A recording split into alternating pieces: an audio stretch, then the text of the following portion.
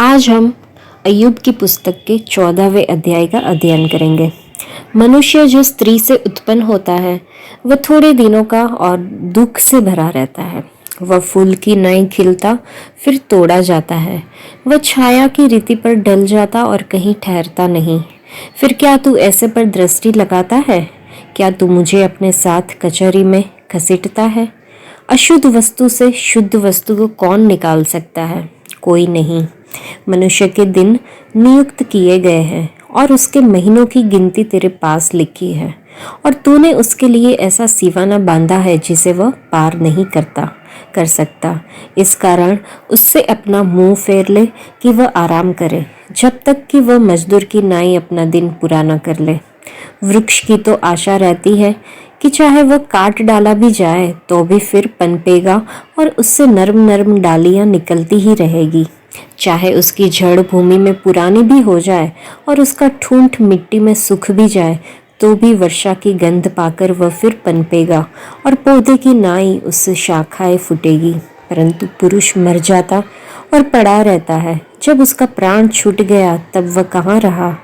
जैसे नील नदी का जल घट जाता है और जैसे महानद का जल सूखते सूखते सूख जाता है, वैसे ही मनुष्य लेट जाता और फिर नहीं उठता। जब तक आकाश बना रहेगा तब तक वह न जागेगा और न उसकी नींद टूटेगी। भला होता कि तू मुझे अधोलोक में छिपा लेता, और जब तक तेरा कोप ठंडा न हो जाए तब तक मुझे छिपाए रखता और मेरे लिए समय नियुक्त करके फिर मेरी सुधि लेता। यदि मनुष्य मर जाए तो क्या वह फिर जीवित होगा? जब तक मेरा छुटकारा न होता तब तक मैं अपनी कठिन सेवा के सारे दिन आशा लगाए रहता। तू मुझे बुलाता और मैं बोलता, तुझे अपने हाथ के बनाए हुए काम की अभिलाषा होती।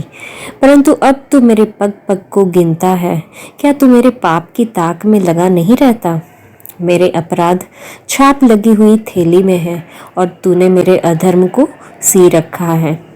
और निश्चय पहाड़ भी गिरते गिरते नाश हो जाता है और चट्टान अपने स्थान से हट जाती है और पत्थर जल से घिस जाते हैं और भूमि की धूलि उसकी बाढ़ से बहाई जाती है। उसी प्रकार तू मनुष्य की आशा को मिटा देता है। तू सदा उस पर प्रबल होता और वह जाता रहता है। तू उसका चेहरा बिगाड़कर उसे निकाल देता है।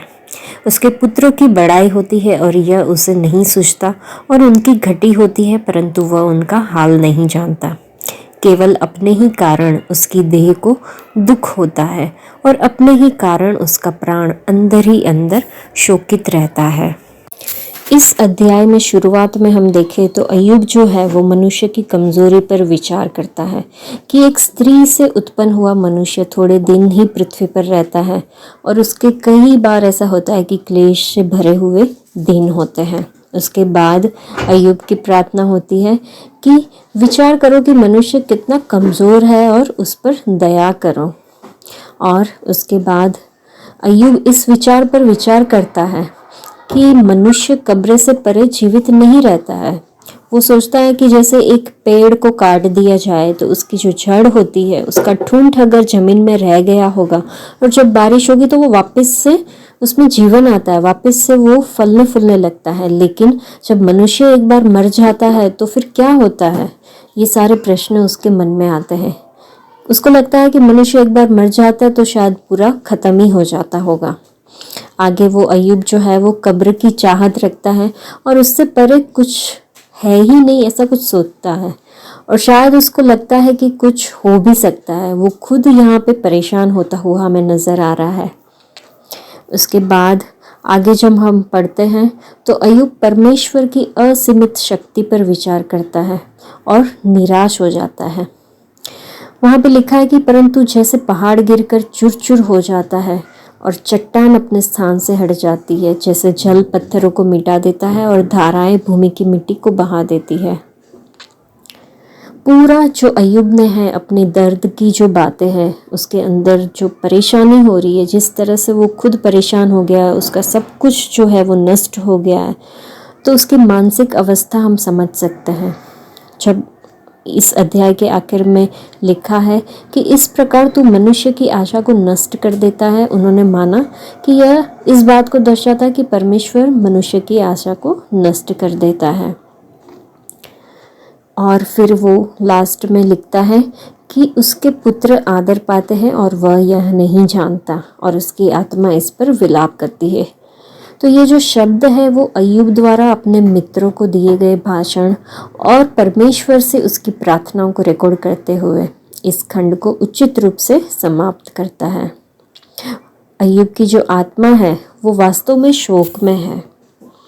बीच में एक जगह पे उसने कहा कि क्या मरा हुआ मनुष्य जीवित रहेगा? जब हम मरते हैं तो हमारे साथ क्या होता है?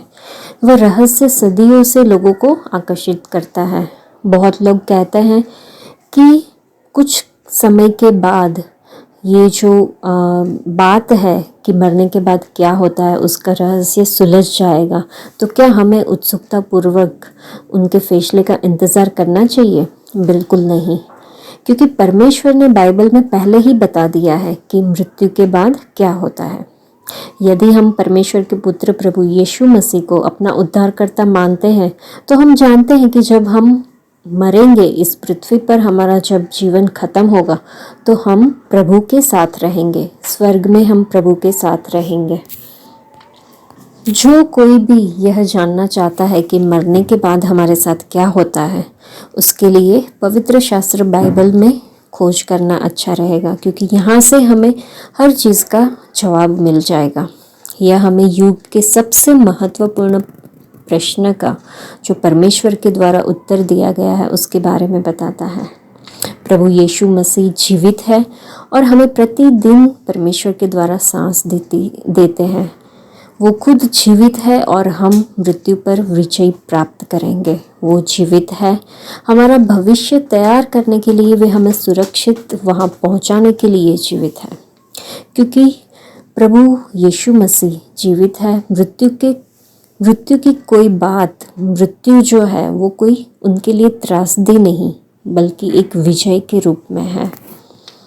तो अय्यूब ने इस अध्याय में हमने देखा कि अपने दोस्तों से बातें करना बंद कर दिया, उनके साथ तर्क करने का कोई उद्देश्य नहीं रह गया था, और यहाँ पे वो परमेश्वर और खुद से बातें करने लगा। यहाँ वो खुद को अपनी याद दिलाता है और अपने दुखों के कुछ शमन के लिए परमेश्वर से बात करता है, प्रार्थना करता है। तो अय्यूब का जो जीवन था, वो जो पीड़ा थी, उससे हमें पता चल सकता है कि वो कितना दुखी होगा। अगर हम सोचें कि मानव जीवन का मूल क्या है, तो सिर्फ परमेश्वर है। परमेश्वर ने जब इंसान के अंदर, मानव के अंदर सांस फूकी, उसी से वो जीवित हुआ। और अगर आज हम भी जीवित हैं तो परमेश्वर के द्वारा दी गई सांस की वजह से ही हम जीवित हैं।